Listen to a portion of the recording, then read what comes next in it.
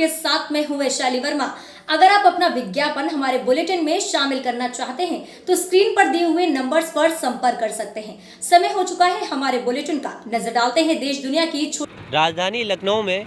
कांग्रेस के प्रदेश कार्यालय के बाहर आज हमको अनीस अख्तर उर्फ मोदी से मुलाकात हुई, जहां पर वो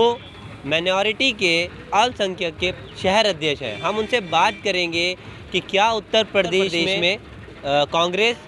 फिर से सरकार बना पाएगी। हम बात करेंगे उनसे। मोदी जी, जैसा कि भाजपा कह रही है हम 350 सीटों से ज़्यादा लाएंगे और सपा कह रही है हम 403 सीटें लाएंगे, क्या कांग्रेस सरकार बना पाएगी? देखिए, हम सीटों की गिनती की तो बात नहीं करते हैं, लेकिन जहां तक हम माहौल देख रहे हैं और ये जो मौजूदा सरकार इनके कामों को देख रहे हैं और पिछली सरकारों को जैसा देखा है सपा और बसपा को, उसके हिसाब से मुझे लगता है कि अब की जनता पूरी तरह से कांग्रेस की सरकार उत्तर प्रदेश में बनवाने जा रही है। ऐसा अभी भारतीय जनता पार्टी ने आपके बोला है कि मैं जगह जगह राशन बांट रहा हूँ, जगह जगह उन्होंने उज्ज्वल योजना भी दी लोगों को, बहुत सारी योजनाएं आई, प्रधानमंत्री आवास योजना, बहुत सारी योजनाएं उन लोगों तक पहुंचाई। क्या कांग्रेस भी ऐसे काम करेगी? देखिए, काहे कि उज्ज्वला और काहे का राशन, उज्ज्वला गैस सिलेंडर देकर इन्होंने फ्री में, उसके बाद उसकी कीमत कहाँ तक पहुँचा दी। जो लोग 1 महीने क्या 2 महीने में नहीं भरा सकते, जिस सिलेंडर का रेट, जिस पे इतना जो है भाजपा जो है जितने आंदोलन करके बहुत हुई महंगाई की मार, अब की बार मोदी सरकार, भाजपा सरकार और अच्छे दिन दुनिया भर के जुमले देकर 400 रुपये वाला सिलेंडर आज 950 से ऊपर हो गया है। तो आप तो देख ही रहे हैं। और दूसरी बात रही राशन की, और राशन ये जिस साथ 3 से 5 किलो ये दे रहे हैं महीने में 1 से या 2 बार, और हमने कहीं कहीं सुना है कि शायद दूसरी बार देते हैं तो पैसा भी लेते हैं पब्लिक से। ठीक है,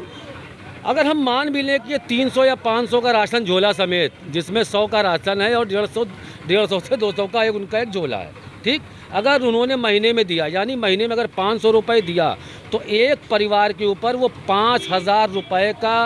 हर ज़रूरत की चीज़ों पे महंगाई बढ़ाते हुए 5000 रुपये का हर परिवार पे एक्स्ट्रा भार आ गया है।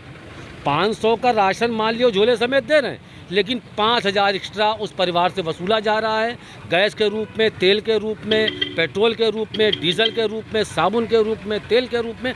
जो भी रोज़मर्रा की ज़िंदगी में एक आम पब्लिक को, एक परिवार को ज़रूरत होती है, कम से कम एक औसत 5000 रुपये का परिवार पर जो है बोझ पड़ रहा है महंगाई की वजह से। सन 2017 में कांग्रेस ने 7 सीटों पर जीत हासिल की थी, क्योंकि 2 सरकारें देख चुके, तीसरी ये हो गई है, सपा बसपा भाजपा, और 7 से हम 70 आ जाएंगे। और इन तीनों सरकार की अपेक्षा लोगों को लगता है कि हम अच्छा काम करेंगे। और 2014 तक हमने देश में खुशहाली बनाए रखी, बरकरार रखी, देश को उन्नति के रास्ते पर हमें जो है मतलब अग्रसर थे, हैं, विकसित देश की तरफ हम जा रहे थे, विकासशील की श्रेणी में होते हुए। लेकिन आज हम सन 47 से पीछे जा चुके हैं। आज हमें फिर लगता है कि उसी बैलगाड़ी से, तांगे से, जैसा कि आप लोगों ने देखा है, हम लोगों ने यही मैसेज देने के लिए प्रदर्शन किए हैं तांगे से और बैलगाड़ी से, कि लोगों को लगे कि आज हम लगता है फिर वैसे पिछले में चले जाएंगे, हमारी हैसियत औकात नहीं रह जाए कि हम गाड़ी घोड़ा से चल सकें। उत्तर प्रदेश में बड़े बड़े चैनल जो खबर दिखा रहे, कांग्रेस बीजेपी, कांग्रेस आपका सपा बीजेपी, सपा भाजपा, कांग्रेस का कहीं नाम नहीं है, ऐसा क्या लग रहा है, ऐसा क्यों है? देखिए, गोदी मीडिया तो बहुत कुछ दिखा रही है, और गोदी कुछ हद तक इस देश के हालात के जिम्मेदार गोदी मीडिया है। हम इन सरकारों को कम, और जो हमारे देश के जो स्तंभ में से एक स्तंभ है पत्रकारिता या मीडिया, उसने अपने दायित्व को पूरी तरह से ईमानदारी से नहीं निभाया, जिसका खामियाजा हमारा पूरा देश, पूरी देश की जनता और ख़ासकर गरीब तबका पूरी तरह से झेल रहा है, भुगत रहा है। 1998 से आपकी सरकार नहीं आई है उत्तर प्रदेश में, इसका क्या रीज़न है? देखिए, उस समय से ये हुआ कि थोड़ा सा हमें ये लगता है कि जैसे राजीव गांधी और इंदिरा गांधी जी के 7-8 साल के अंदर ही इनकी हत्या हो जाना, सोनिया जी का इस तरह से राजनीति में पूरी तरह से पैर उस समय नहीं जमा हुआ था, हमारे नेता जो आज राहुल जी और प्रियंका गांधी जी हैं, वो अपनी उस उम्र को परिपक्व नहीं थे। उस समय कांग्रेस लगता है किसी दूसरी विचारधारा पे, या ये कहिए कि मजबूती से अपने इतने बड़े नेताओं उसके खो जाने के बाद एक जैसे मतलब हिम्मत सी हार गई थी, लेकिन फिर भी सोनिया जी ने आकर जिस तरह से बखूबी इस देश को आके संभाला, अपनी पार्टी को संभाला और 10 साल लगातार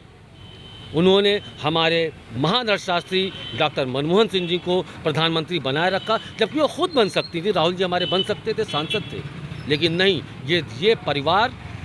त्याग और बलिदान की मूर्त रहा है। और उसने पिछले 10 सालों में भी ये साबित किया था। और जातिगत और धर्म के हिसाब से जो लोग बहक गए, उसी की वजह से लोगों ने देख लिया और उसका मज़ा भी मिल गया उन लोगों को कि आज वो कहाँ से कहाँ हो गए हैं, खाने को लाले पड़े हैं लोगों को, तो किसी से कुछ कह भी नहीं सकते हैं हमारे शर्म के, इज्जत के। तो आज देश किस तरफ जा रहा है, और हो ना हो आखिरी हल और सबसे मजबूत हल कांग्रेस ही है और कांग्रेस ही विकल्प है और कांग्रेस ही हम सरकार बनाएंगे, यही हम सबका संकल्प है।